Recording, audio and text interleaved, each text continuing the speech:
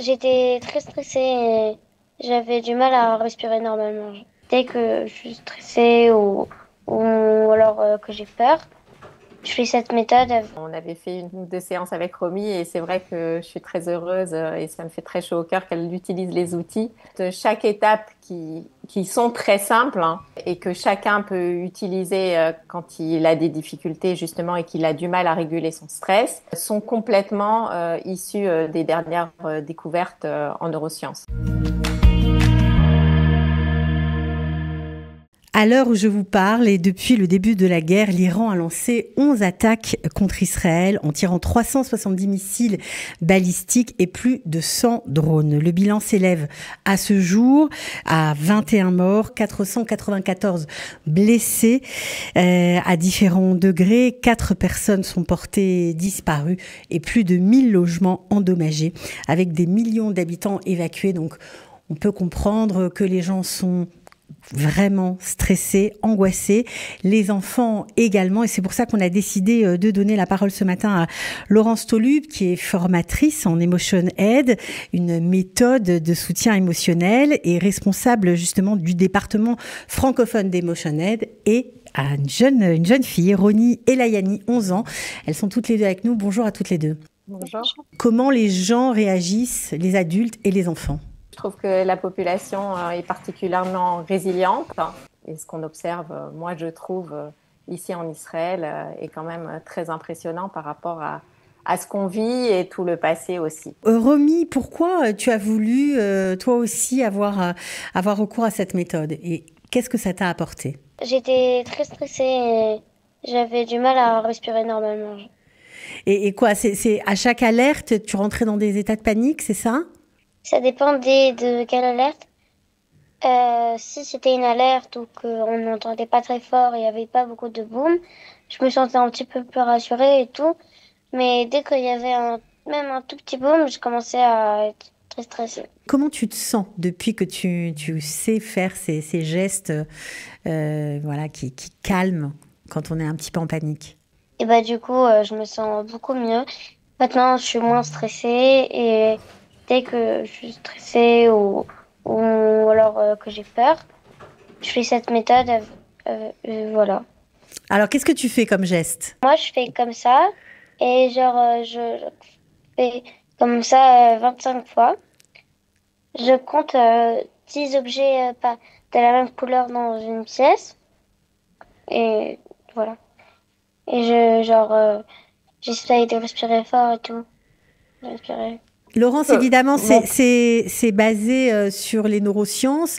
Donc, ces gestes qui paraissent complètement anodins ont un lien direct avec notre cerveau. Absolument, c'est-à-dire que en fait chaque étape qui sont très simples, hein, et que chacun peut utiliser quand il a des difficultés justement et qu'il a du mal à réguler son stress, sont complètement issues des dernières découvertes en neurosciences. Pourquoi se taper comme ça, comme elle nous a montré sur les épaules, et pourquoi compter 10 objets? Les premières étapes, c'est effectivement déjà de croiser les bras et de taper de manière alternative d'un côté puis de l'autre. Alors, ce mouvement-là, en fait, qui est un mouvement alternatif et qui vient aussi de la méthode EMDR, dont on parle beaucoup pour traiter le traumatisme, va permettre de reconnecter les deux hémisphères du cerveau et de leur permettre à nouveau de communiquer ensemble, puisque ce qu'on sait, c'est que quand on est dans une période de stress, eh ben, il y a un problème de communication entre les deux hémisphères. Voilà. Donc ça, c'est ici des Donc, on neurosciences. commence par ça. Ensuite, voilà, absolument. Ça, c'est la première étape. C'est 25 fois et qu'on recommence ensuite une deuxième série de 25. Voilà, en croisant les bras.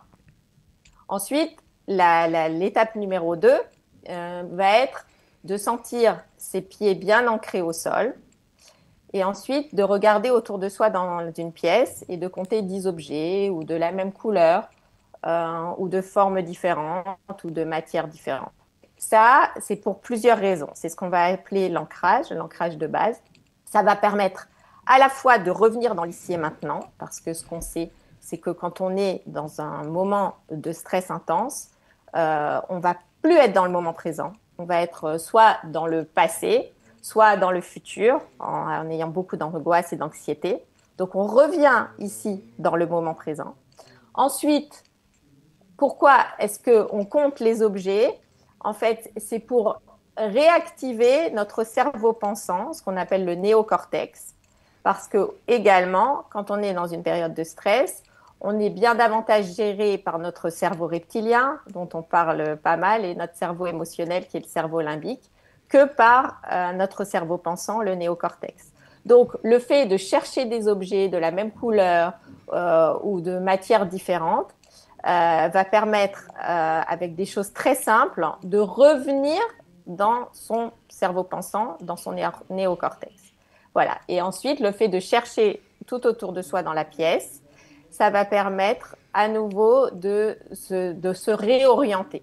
Parce que pareil, dans des moments difficiles, on est complètement désorienté et sans doute que certains d'entre vous ont pu le remarquer. La troisième étape va être de poser une main sur la poitrine et de poser une main sur le ventre et juste de rester connecté et d'accueillir ce qui vient, sans jugement. Ça va être ce qu'on appelle un geste de réconfort et qui va permettre à nouveau de nous reconnecter avec notre corps. Voilà, donc ça, c'est les 3 premières étapes qui vont être les étapes d'ancrage de émotionnel. La 4e étape va être, et celle-là, elle demande de l'expérience, mais néanmoins, on peut déjà se connecter avec les sensations corporelles, c'est-à-dire observer ce qu'on ressent à l'intérieur de soi et rester avec une sensation difficile à la fois. Donc, on observe si on a des sensations difficiles de constriction, ce qui est en général le cas quand on est dans une période telle que celle-ci. Et la plupart du temps, ce qu'on observe, c'est que rien qu'en restant avec cette sensation de constriction, en lui faisant de la place, sans jugement et en l'accueillant, celle-ci diminue, voire disparaît. Et sinon, on a des outils pour lui permettre de se dégager. Je finis avec la 5e étape, qui est une étape très importante, qui est l'étape de ressources. Et là, simplement, on va se connecter à une ressource, quelque chose qui nous fait du bien, toujours du bien. Soit un endroit dans la nature, soit une activité, soit on peut aussi se poser la question, si tout était possible dans cette situation, qu'est-ce qui pourrait m'aider? Voilà. Et alors, à ce moment-là, à nouveau, on observe ce qu'on ressent à l'intérieur de son corps et on sent que ça se dégage et que les sensations désagréables petit à petit diminuent, voire disparaissent totalement.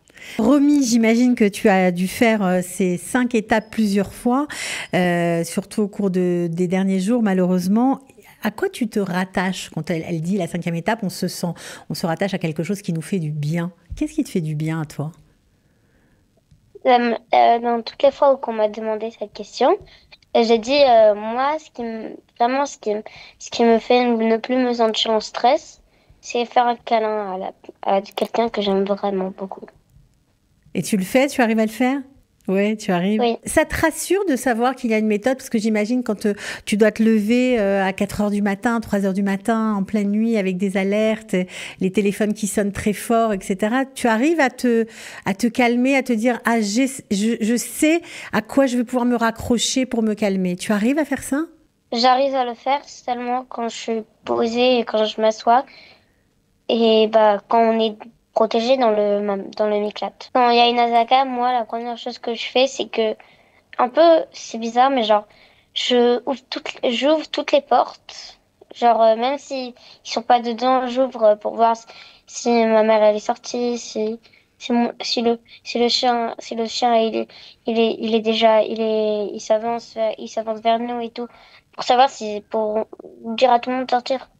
Parce que je suis un peu la première qui a la sensation. Ils t'écoutent au moins, ils te suivent au Miklat? Oui. Ok, ils ont plus peur de toi que de l'Iran en fait. Non. Non, pas encore? Je pense pas. En tout cas, on te souhaite de continuer à apprendre à gérer tes émotions, à dominer ce stress. Et voilà, donc Laurent, j'imagine que quand vous entendez ce genre de témoignage, voilà, ça vous fait vraiment chaud au cœur. Évidemment, on avait fait une ou 2 séances avec Romy et c'est vrai que je suis très heureuse et ça me fait très chaud au cœur qu'elle utilise les outils. Et c'est vraiment ça, notre mission à Emotionette, c'est pouvoir aider les gens à se réguler. Et quand on se régule d'un point de vue individuel, on permet aussi au collectif de se calmer et du coup d'augmenter la résilience collective. Il y a deux choses que je veux dire par rapport à ce qu'a dit Romy. C'est que d'abord, quand on est à un niveau de stress très élevé, comme elle l'a exprimé, alors là, elle a du mal quand elle n'est pas posée à utiliser les exercices. Ça, c'est quelque chose qu'on sait, c'est-à-dire que si on atteint un niveau de stress vraiment élevé, alors on a besoin de quelqu'un d'autre pour nous aider. Ça marche toujours, mais à ce moment-là, on a besoin de quelqu'un d'autre. C'est pour ça que c'est important que tout le monde soit formé à ça. Et d'ailleurs, Romy, elle a pu être aidée aussi par sa maman à un moment où c'était trop difficile pour elle d'utiliser les exercices. D'où l'importance de les faire régulièrement aussi pour pas atteindre ce niveau de stress trop important, parce qu'on sait que ça permet justement de faire la prévention. Et la deuxième des choses que je veux dire et qui est très jolie, c'est quand Romy, elle parle de ressources qui est un câlin. Et ben, quand on a travaillé ensemble, en fait, c'était une ressource qui l'aidait, même en imaginant de faire un câlin à quelqu'un qu'elle aime, sans avoir forcément quelqu'un avec elle pour faire ce câlin. Donc, les ressources imaginaires Ça marche aussi. sont très utiles, bien sûr, et ça rassure aussi beaucoup parce que ça donne de la force. Bien sûr. Voilà. Alors, si les gens qui nous écoutent, qui sont aussi stressés et qui ne connaissent pas encore la méthode, ont envie, voilà, d'en savoir un petit peu plus ou d'avoir la méthode écrite, est-ce qu'ils peuvent se connecter sur le site ou prendre contact avec vous? Oui, bien sûr. Avec ce qu'on peut donner comme base, ça aide beaucoup à diminuer le niveau de stress quand c'est difficile. Juste une dernière question, Romy. Est-ce que tu as converti tes copains, tes copines, tes parents? Est-ce que tu fais ça avec eux dans le Miclat de temps en temps? Non, je le fais pas dans le Miclat, mais à un moment, ma copine, elle s'était disputée avec quelqu'un et elle était super en colère et elle pleurait.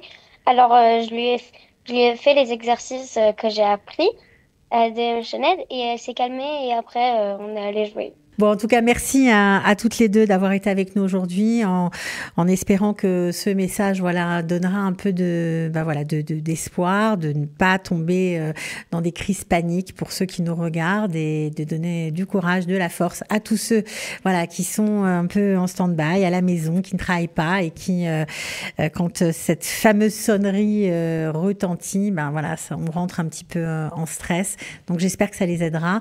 Merci beaucoup. Merci Cathy et merci Romy surtout. À bientôt. Et bravo. Au revoir. À bientôt.